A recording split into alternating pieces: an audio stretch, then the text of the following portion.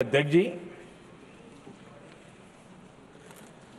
संविधान की भावना है सबको बेहतर स्वास्थ्य मिले और आज कैंसर डे भी है।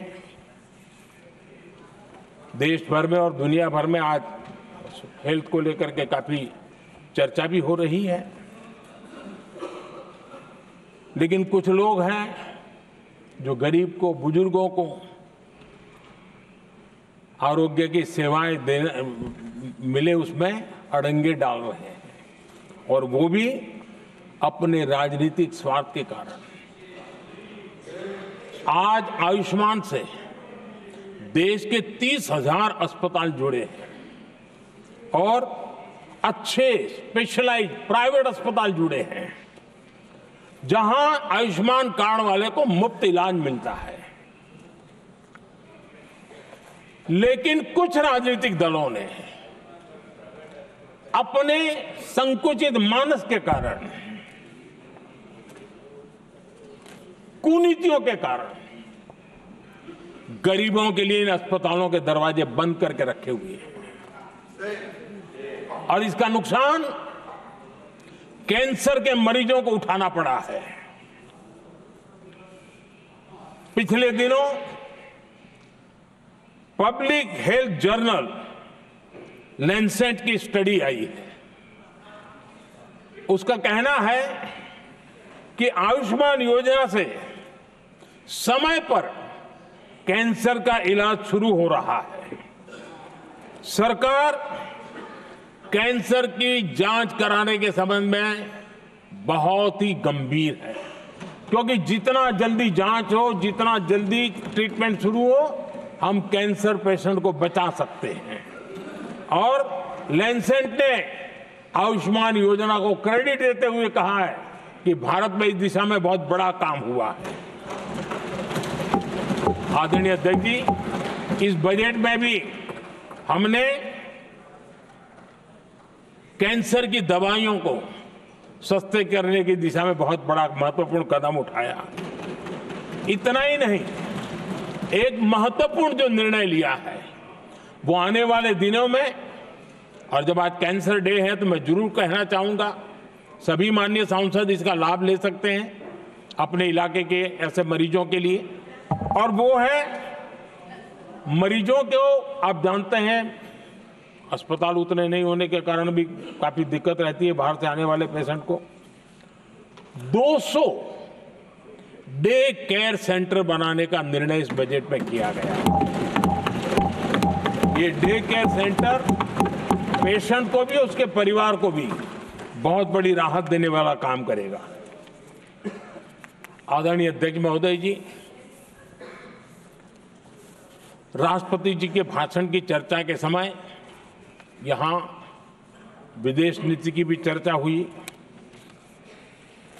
और कुछ लोगों को लगता है जब तक फॉरेन पॉलिसी नहीं बोलते तब तक वो मैच्योर नहीं लगते, इसलिए उनको लगता है फॉरेन पॉलिसी तो बोलना चाहिए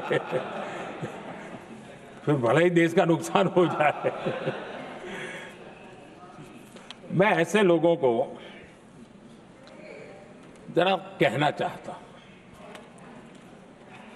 अगर उन्हें सच में फॉरेन पॉलिसी सब्जेक्ट में रुचि है और फॉरेन पॉलिसी को समझना है और आगे जाकर के कुछ करना भी है, ये मैं शशि जी के लिए नहीं कह रहा हूं तो मैं ऐसे लोगों को कहूंगा एक किताब जरूर पढ़ें। हो सकता है उनको बहुत फिर कहाँ क्या बोलना उतनी समझ हो जाएगी। वो किताब का नाम है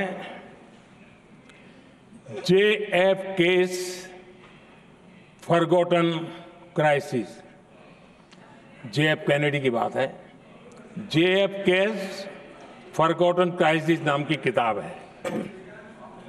ये किताब एक प्रसिद्ध फॉरेन पॉलिसी स्कॉलर ने लिखी है और इसमें महत्वपूर्ण घटनाओं का जिक्र है। इस किताब में भारत के पहले प्रधानमंत्री और वो विदेश नीति को भी नेतृत्व करते थे। इस किताब में पंडित नेहरू और अमेरिका के तब के राष्ट्रपति जॉन एफ कैनेडी के बीच हुई चर्चाओं और निर्णयों का भी विस्तार से वर्णन है।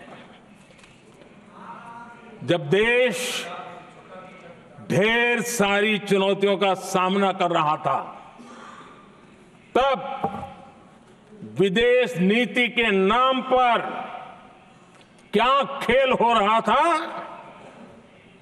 उस किताब के माध्यम से सामने आ रहा है। और इसलिए मैं कहूंगा कि जरा ये किताब पढ़िए। आदरणीय अध्यक्ष जी,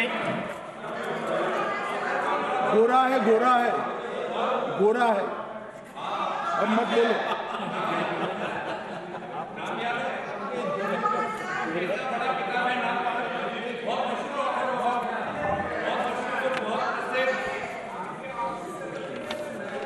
आदरणीय अध्यक्ष जी, राष्ट्रपति जी के अभिभाषण के बाद एक महिला राष्ट्रपति जी, एक गरीब परिवार की बेटी, उनका सम्मान न कर सके, आपकी मर्जी, लेकिन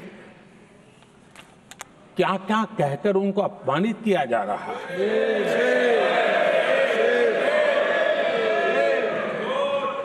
मैं राजनीतिक हताशा निराशा समझ सकता हूं, लेकिन एक राष्ट्रपति के खिलाफ क्या कारण है?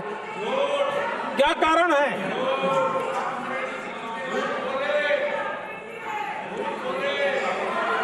आदरणीय अध्यक्ष जी, आज भारत इस प्रकार की विकृत मानसिकता को छोड़ करके, उस सोच को छोड़ करके, विमेन लेड डेवलपमेंट के मंत्र को लेकर के आगे बढ़ रहा है। अगर आधी आबादी उसको अगर पूरा अवसर मिले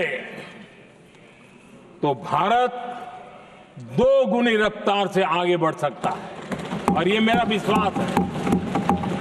25 साल से इस क्षेत्र में काम करने के बाद मेरा विश्वास और दृढ़ हुआ है। आदरणीय अध्यक्ष जी, पिछले 10 साल में सेल्फ हेल्प ग्रुप्स अब तक 10 करोड़ नई महिलाएं एसएचजी में जुड़ी है, और ये महिलाएं वंचित परिवारों से, ग्रामीण बैकग्राउंड से, समाज के अंतिम पायदान पर बैठी इन महिलाओं का सामर्थ्य बढ़ा, उनका सामाजिक स्तर भी ऊपर उठा, और सरकार ने इनकी मदद 20 लाख रुपए तक बढ़ा दी है, ताकि वो इस काम को आगे बढ़ा सके। उनकी कार्यक्षमता बढ़े, उसका स्केल बढ़े, उस दिशा में हम प्रयास कर रहे हैं, और उसका आज ग्रामीण अर्थव्यवस्था पर बहुत ही सकारात्मक प्रभाव हो रहा है। आदरणीय अध्यक्ष जी, राष्ट्रपति जी ने अपने अभिभाषण में लखपति दीदी अभियान की चर्चा की है। हमारी नई सरकार तीसरी बार बनने के बाद अब तक जो जानकारियां रजिस्टर हुई है, उस हिसाब से 50 लाख से ज्यादा लखपति दीदी की जानकारी हम तक पहुंची है। और जब से मैंने इस योजना को आगे बढ़ाया है, अब तक करीब करीब 1.25 करोड़ महिलाएं लखपति दीदी बनी हैं, और हमारा लक्ष्य है कि हम 3 करोड़ महिलाओं को लखपति दीदी बनाएंगे, और इसके लिए आर्थिक कार्यक्रमों का बल दिया जाएगा। आदरणीय अध्यक्ष जी, आज देश के अनेक गांवों में ड्रोन दीदी की चर्चा हो रही है। एक मनोवैज्ञानिक परिवर्तन गांवों में आया है। महिला के हाथ में ड्रोन चलाते हुए देख के गांव के लोगों का महिला के प्रति देखने का नजरिया बदल रहा है। और आज नमो ड्रोन दीदी खेतों में काम कर करके लाखों रुपया कमाने लगी हैं।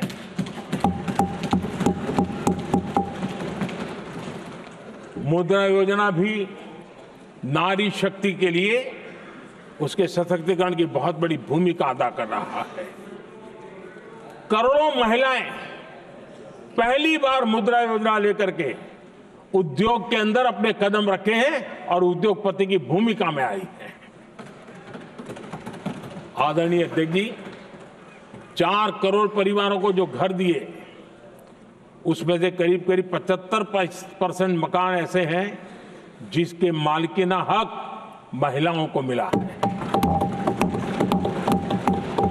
आदरणीय अध्यक्ष जी, ये बदलाव 21वीं सदी के सशक्त भारत की नींव रख रहा है। आदरणीय अध्यक्ष जी, विकसित भारत का लक्ष्य ग्रामीण अर्थव्यवस्था उसको सशक्त बिना किए बिना हम विकसित भारत का निर्माण नहीं कर सकते। और इसलिए रूरल इकोनॉमी के हर क्षेत्र को हमने स्पर्श करने का प्रयास किया है। और हम जानते हैं रूरल इकोनॉमी में खेती किसानी का बहुत महत्व रहता है। विकसित भारत के स्टार स्तंभों में हमारा किसान एक मजबूत स्तंभ है। बीते दशक में खेती के बजट में 10 गुना वृद्धि की गई है, 10 टाइम। 2014 के बाद की बात मैं बताता हूं, और ये बहुत बड़ा जंप है।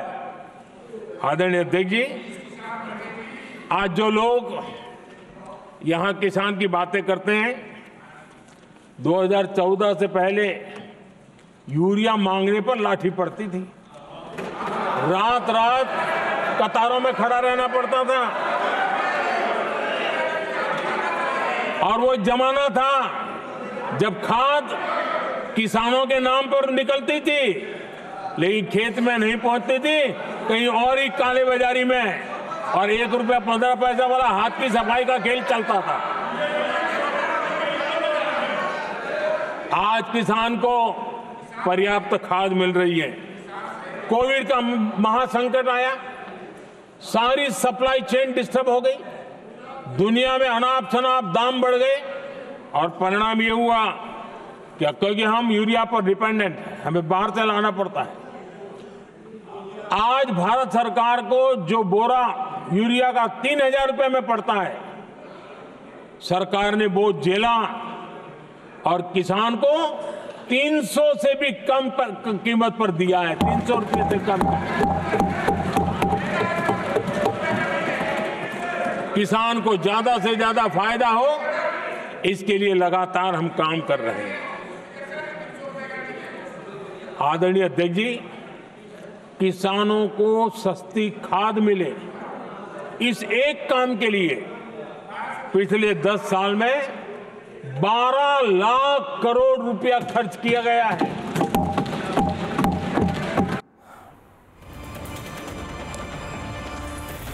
নানা ধরনের কন্টেন্ট দেখার জন্য লাইক করুন, শেয়ার করুন আমাদের ফেসবুক পেজ, সাবস্ক্রাইব করুন আমাদের ইউটিউব চ্যানেল। পাশাপাশি অন্যান্য ব্রেকিং নিউজের জন্য অবশ্যই চোখ রাখুন রিপাবলিক বাংলায়।